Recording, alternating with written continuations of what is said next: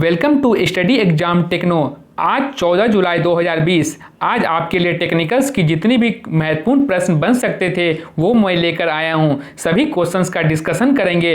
आप पूरा वीडियो ध्यान से देखिएगा। चलिए देखते हैं। तो पहला क्वेश्चन है, वाइस का प्रयोग किस लिए होता है? तो ऑप्शन है धातु को काटने के लिए, वाइस जॉब को पकड़ने के लिए, या धातु को तौलने वाला यंत्र है कोई नहीं। तो इसका आंसर हो जाएगा 1 का आपका बी, वाइस जॉब को पकड़ने का यंत्र है। और ये भी क्वेश्चन आता है कि वाइस कितने प्रकार के होते हैं। तो आप ये भी जान लीजिए, वाइस जो होता है 10 टाइप का होता है। और वाइस बेंच वाइस जो होता है क्या चीज़ का बना होता है, और बेंच वाइस के बारे में हम जान लेते हैं, उसका पार्ट्स क्या क्या चीज़ का बना होता है, जो कि अति महत्वपूर्ण है। तो हम जान लेंगे बेंच वाइस जो होता है, बेंच वाइस का जो बॉक्स नट होता है आपका क्या चीज़ का बना होता है। तो आप बोलिएगा गन मेटल का बना होता है या कास्ट आयरन का बना होता है। ठीक है। और आपसे पूछेगा कि बेंच वाइस का स्पिंडल क्या चीज़ का बना होता है, तो आप बोलिएगा माइल्ड स्टील का बना होता है। और तीसरा क्वेश्चन ये भी आता है कि इसका हैंडल क्या चीज़ का बना होता है, तो वो भी माइल्ड स्टील का ही बना होता है। और चौथा क्वेश्चन आता है कि जॉब प्लेट क्या चीज़ का बना होता है, तो वो भी बोलेगा हाई कार्बन स्टील का बना होता है। और मूवेबल जॉ पूछतेगा क्या चीज़ का बना होता है, तो आप याद रखिएगा वाइस में जो होता है 2 प्रकार का जॉ होता है, एक फिक्स्ड होता है, एक मूवेबल होता है। तो फिक्स्ड जॉ जो होता है वो ग्रे कास्ट आयरन का बना होता है। ठीक है। और जो आपका मूवेबल जॉ होता है वो भी ग्रे कास्ट आयरन का बना होता है। तो याद रखिएगा दोनों टाइप का जो जॉ होता है ग्रे कास्ट आयरन का बना होता है। और ये हमेशा एक क्वेश्चन और आता है कि ये इसका जो वाइस होता है बेंच वाइस, इसका पिन क्या चीज़ का बना होता है। तो पिन जो होगा हमेशा आप याद रखिएगा ये हमेशा माइल्ड स्टील का ही बना होता है। तो वाइस से इतना ही क्वेश्चन है। और सेकंड क्वेश्चन है, ट्राई स्क्वायर का कार्य है जॉब के सरफेस को लेवल करने का, जॉब के साइड को लेवल करने का, जॉब को 90 डिग्री में चेक करने का, इन सभी कार्य में। तो इसका जो आंसर हो जाएगा आपका इन सभी कार्य में।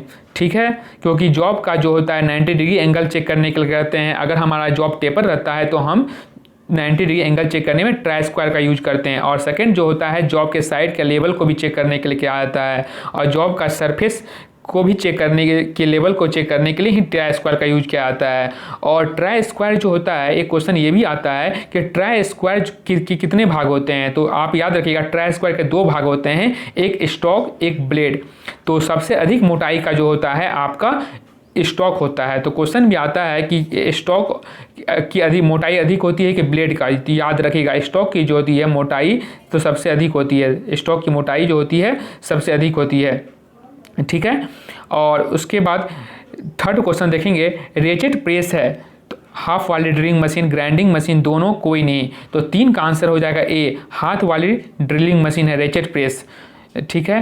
तो चौथा नंबर क्वेश्चन है, कैलिपर्स किस धातु के बने होते हैं। तो आप याद रखिएगा जो कैलिपर जो बना होता है स्टील का हमेशा बना होता है। तो ऑप्शन में यहाँ स्टील है, लेकिन कभी कभी लेकिन बना जो होता है यह हाई कार्बन स्टील का बना होता है, SCS हाई कार्बन स्टील का बना होता है कैलिपर्स। तो आप याद रखिएगा अगर ऑप्शन में नहीं रहेगा तब ही आप स्टील मारिएगा, नहीं तो हाई कार्बन स्टील होता है इसका आंसर। ठीक है।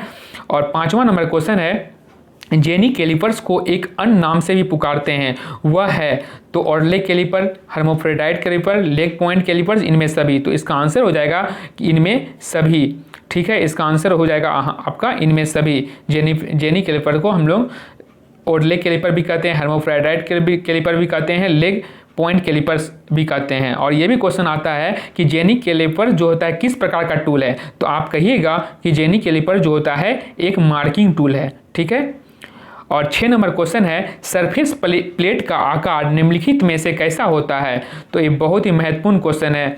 तो सरफेस प्लेट का जो आकार होता है वर्गाकार भी होता है आयताकार भी होता है। तो 6 का आंसर दोनों हो जाएगा। ठीक है।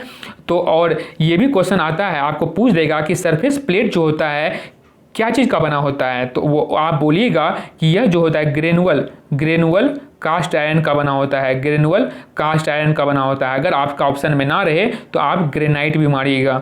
ठीक है। और तीसरा क्वेश्चन ये भी आ सकता है, इसका यूज कहाँ होता है? तो इसका यूज जो होता है फ्लैटनेस को चेक करने के लिए क्या आता है, यानी सरफेस समतल को चेक करने के लिए इसका यूज होता है। ठीक है, तो आप याद रखिएगा इसका यूज जो होता है समतल यानी फ्लैटनेस को चेक करने के लिए क्या आता है।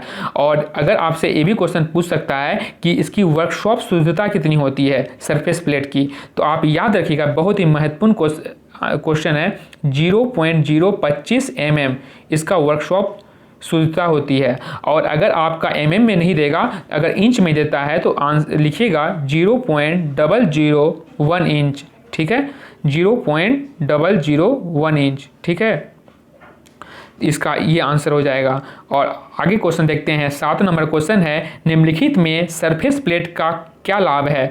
तो इसमें किसी भी जॉब पर मार्किंग कर सकते हैं, जॉब के थिकनेस को चेक कर सकते हैं, जॉब के लेवल को चेक कर सकते हैं, सभी सत्य है। तो 7 का आंसर हो जाएगा आपका डी, सभी सत्य है। ठीक है, तो आप इसका आंसर हो जाएगा सभी सत्य है, सरफेस प्लेट का यही लाभ है। ठीक है, तो ऊपर में हम डिस्कस कर भी चुके हैं। ठीक है, 8 नंबर क्वेश्चन में जाएंगे, ऑर्डिनरी मार्किंग ब्लॉक का बेस किसका बना होता है? तो इसका ऑर्डिनरी मार्किंग ब्लॉक का जो एज होता है बना होता है आपका बी, कास्ट आयरन का बना होता है। ठीक है, ऑर्डिनरी मार्किंग ब्लॉक का जो बेस बना होता है कास्ट आयरन का बना होता है। और सेकंड क्वेश्चन आपको ये भी पूछेगा कि यह जो ऑर्डिनरी मार्किंग ब्लॉक है इसका जो लेग होता है क्या चीज़ का बना होता है? तो आप बोलिएगा यह कास्ट आयरन का बना होता है। ठीक है, या धातु का बना होता है, धातु का बना होता है, ये आपका रहेगा।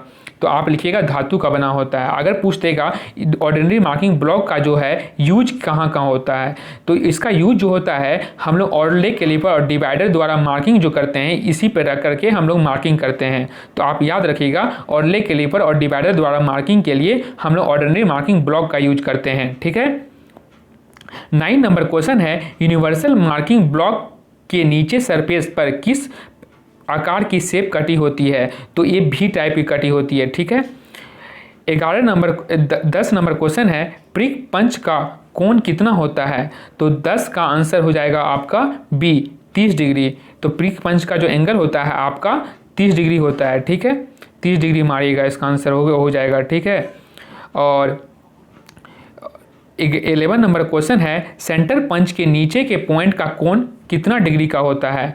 तो इसका जो सेंटर पंच का जो एंगल होता है ये 90 डिग्री का होता है। और ये भी आपको क्वेश्चन आ सकता है कि डॉट पंच का एंगल पूछ देगा। हमने सेंटर पंच का जान लिया, प्रिक पंच का जान लिया, तो डॉट पंच का भी आप जान लीजिए।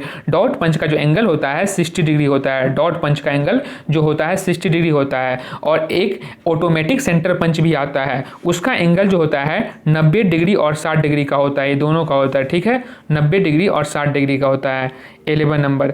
ठीक है, और 12 नंबर क्वेश्चन है, जब कहीं किसी जॉब पर नंबर डालना हो तो किस पंच का प्रयोग करेंगे? तो 12 का आंसर हो जाएगा नंबर पंच। ठीक है, तो 12 का हम कर देंगे नंबर पंच।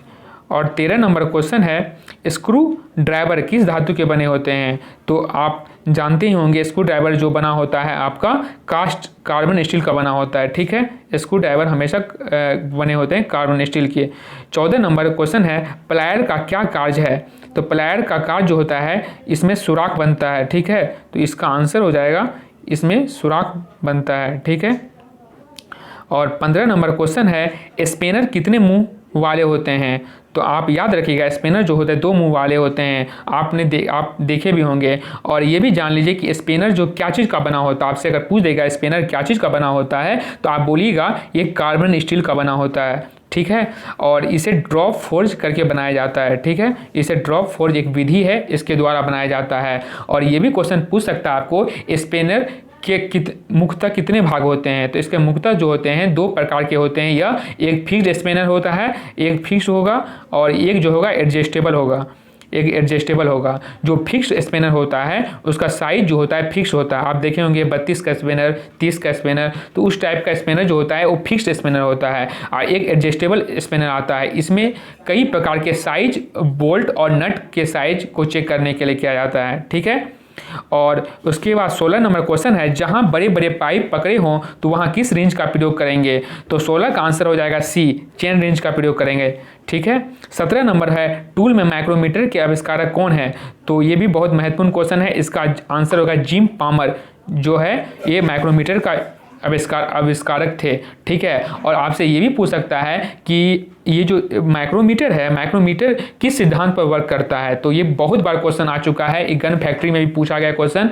यह जो है नट और बोल्ट, यह नट और बोल्ट और स्क्रू के सिद्धांत पर ये वर्क करता है। ठीक है, और माइक्रोमीटर के जो होते हैं 11 टाइप्स का माइक्रोमीटर होता है।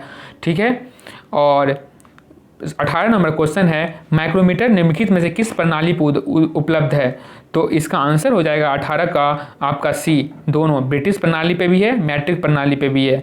19 नंबर क्वेश्चन है, स्पिंडल पर कितने तीथ प्रति इंच बने होते हैं। तो 19 का आंसर हो जाएगा आपका डी, यानी 40 हो जाएगा। ठीक है, 20 नंबर क्वेश्चन है, बैरल के ऊपर घूमने वाले हिस्से को क्या कहते हैं।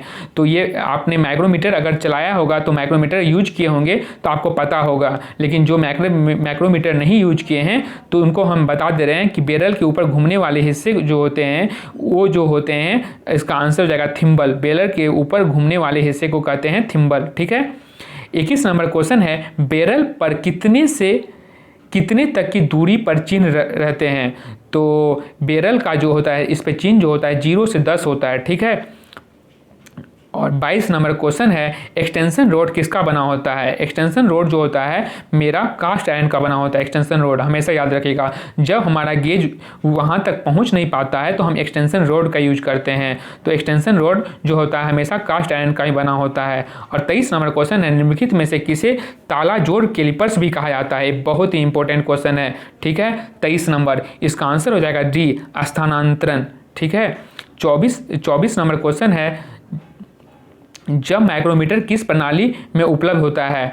ब्रिटिश, मैट्रिक, दोनों। ये तो हब माइक्रोमीटर, तो हब माइक्रोमीटर जो होता है यह भी जो है दोनों पर निर्भर करता है, ब्रिटिश और मैट्रिक। ठीक है, जिस तरह माइक्रोमीटर 2 प्रणाली पर वर्क करता है, ब्रिटिश और माइक्रोमीटर मैट्रिक पर उपलब्ध होता है, उसी टाइप का हब माइक्रोमीटर भी उपलब्ध होता है। अब 25 नंबर क्वेश्चन है जो कि लास्ट क्वेश्चन है आपका, निम्नलिखित में से कौन बांड के प्रकार हैं। Vitrified bond, silicate bond, shellac bond, उपयुक्त सभी। तो इसका आंसर हो जाएगा आपका 25 का डी, उपयुक्त सभी। यह ग्राइंडिंग मशीन से है, यह 3 प्रकार के बांड होते हैं ग्राइंडिंग मशीन में, तो इसका आंसर हो जाएगा उपयुक्त सभी। आज के लिए इतना ही। अगर आप हमारे चैनल पर नए हैं तो चैनल को सब्सक्राइब करें और नोटिफिकेशन बेल आइकन को दबाना ना भूलें, ताकि मैं जो वीडियो डालूं वो आप तक पहुंच सके। तब तक के लिए धन्यवाद, अब कल मिलते हैं।